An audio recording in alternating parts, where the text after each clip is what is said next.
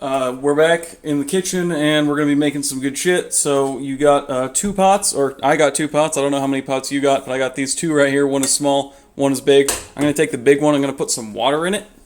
You don't need a lot of water. That's going to be plenty of water. So go ahead and put it down and then turn on your heat source. I'm turning this up to a 6 because I want to get this water hot, real fast up in here. The next thing we're going to do is we're going to take our second pot. And I've got me a can of chili with beans. This is the Southgate brand, which I'm pretty sure is a no-name brand because I've literally never heard of it before. But we're going to take our can opener and the can of chili and we're going to open it on up. You take your can opener like so, and you just kind of put it on there like that. And you twist like your mama taught you. Twist what your mama gave you, I think is how the line goes. And then you kind of want to just give it a little bit of a squeeze so that the lid lifts up just by itself. And you reach your finger under, not on the edge.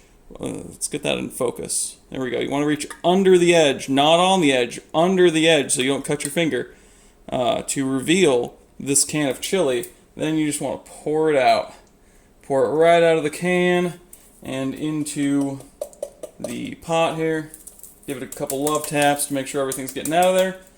We've got almost everything out. There we go. That's basically everything that's going to come out is now out. Then we also want to turn on the heat. I'm turning this one up to a 4 because I want to get this warm, but I don't want to get it too hot. So we're going to get that heated up. We're going to get that heated up. When your chili starts to kind of like fart like this, that means that it's warm. So I'm going to turn the heat down a little bit. I'm turning this down to a 3 now. So we can get, actually I'm going to turn it even lower than that. I'm going to turn it down to about 2.5. And we're just going to let it continue to be warm. We don't want it to get cold. You can eat this stuff just straight out the can without heating it, but that's not as fun as heating it up. It doesn't taste as good. So make sure you heat up your chili, unless you don't have a stove and also don't have any way to generate heat, in which case maybe you've got more important things to be taken care of than watching my shitty cooking show.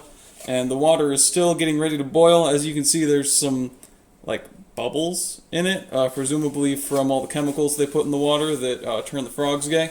Alright, I turned the heat up all the way on this one so I could get the water boiling faster, and it worked. So we're going to turn it down a little bit now because the water's boiling. And then we're going to grab is a couple of Hot Diggity Dawgs. These are the bun-size Frank's brand of Hot Diggity Dawgs. And they used to put a little tear tab on these things and a little Ziploc or a resealable seal, locking zip seal. It's a Ziploc, it's what it's called. And what you want to do with these is you want to basically just peel them on open like so. And we're going to just squeeze them out right on out of here. So we're going to, using your thumbs, we'll use one thumb to kind of hold the seal back. It's not even a seal, and you also can't see that super well. There we go. And then use your other thumb to kind of push them out. Once you get one out, the rest will be easy, and we're only going to get out half of these tonight. We're only making 4 Hot Diggity Dawgs right now. So squeeze those bad boys on out of there, and then squeeze out the other 2. We're going to let those sit in there for a bit and heat up. And we also got a Ziploc baggie, so we're going to take this Ziploc baggie, and we're going to unziploc it just by sliding it all the way to the other side. We're going to take this, we're going to put it upside down in here, and we're just going to let these bad boys fall right on out of here, like so. And make sure that they're, not pushing up past the edge. And seal this on up. And what you want to do is you want to squeeze out as much of the air as you can, reasonably, and just let that happen.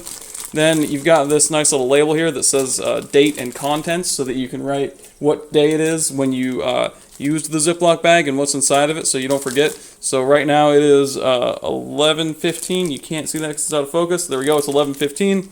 So we're going to take this and we're going to write 11-15-19, and then what's in here is, oh, it's wet. It's wet, which makes it hard to write with a Sharpie. It's Hot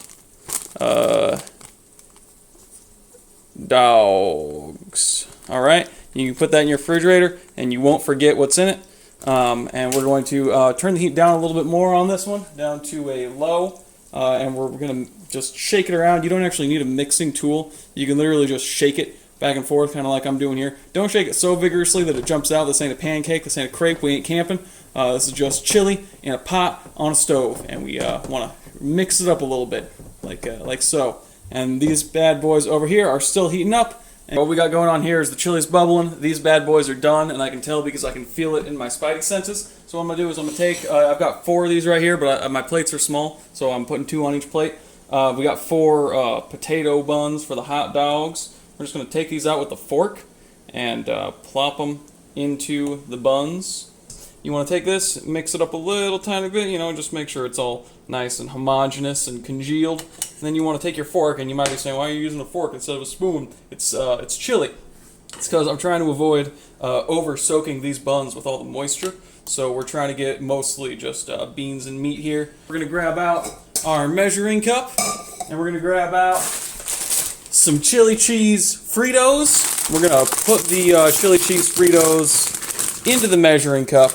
And this is a little bit of an extra step to putting them into the measuring cup, but you could do this just in the bag itself, actually, and save some dishes. But I'm going to fill this measuring cup up, basically, with the chili cheese Fritos. And then what I'm going to do, I'm going to take that fork that I just had and make sure that there's as minimal residue on it as possible. And I'm going to start stabbing. Oh, just like that. Dang, it's such a shame that he was able to hang himself with a rope, you know, immediately after he was taken off a suicide watch.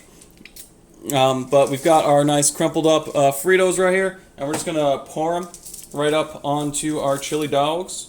So just like that. You want to get about an even amount on each dog is what we're going for, because we're looking for some nice crunchiness on every single bite, along with the nice chili and the nice hot dog. So this is maybe a little bit too much Fritos. This is 1 full measuring cup, but you know what? That's all right. There you go. You went and you made yourself some super tasty chili dogs. And what I'm going to do is I'm going to take up one of these bad boys. Oh, man. It's good. You should do this. Do this at home, kids. And don't forget to share this video on worldstarhiphop.com. And thanks for watching. And what's all the other shit I usually say? Something about, I don't know. Make something up. Whatever you want me to say right here, just pretend I said it. And then hit that like button. Alright, peace.